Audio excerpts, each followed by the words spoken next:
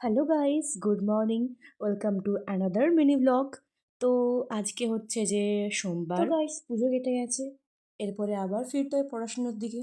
তো সেই জন্য সকাল সকাল উঠে বসে পড়েছি পড়তে। সকাল সকাল নয়, আমি উঠেছি 8টার সময়। তারপরে পড়ছিলাম, আমার কিছু পড়া ছিল বলে।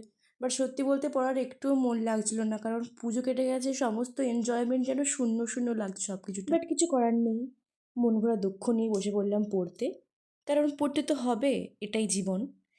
তো যাই হোক, আমার পড়াটা শেষ হয়ে যাওয়ার পরে আমি ব্রেকফাস্টটা সেরে নিই। ব্রেকফাস্ট সেরে আমি যাই স্নান করতে, কারণ স্নান টান করে আজকে যাবো একটা নেমন্তন্ন বাড়ি, বার্থডে পার্টিতে।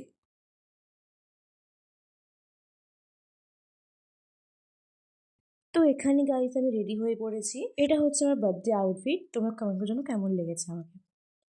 তো আজকে যে বার্থডে বাড়িতে গিয়েছিলাম সেখানে হচ্ছে এই দার জন্মদিন। এই দার জন্মদিনের জন্য আজকে আমরা বার্থডে বাড়িতে গিয়েছিলাম। এখানে এখানে কেক কাটা চলছে, আর এটা হচ্ছে তার বোন। আরে বলো হ্যাপি বার্থডে। ফুল দেবে তো বলো হ্যাপি বার্থডে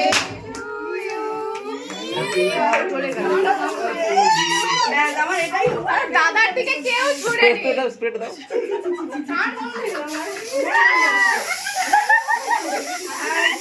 এই অপু,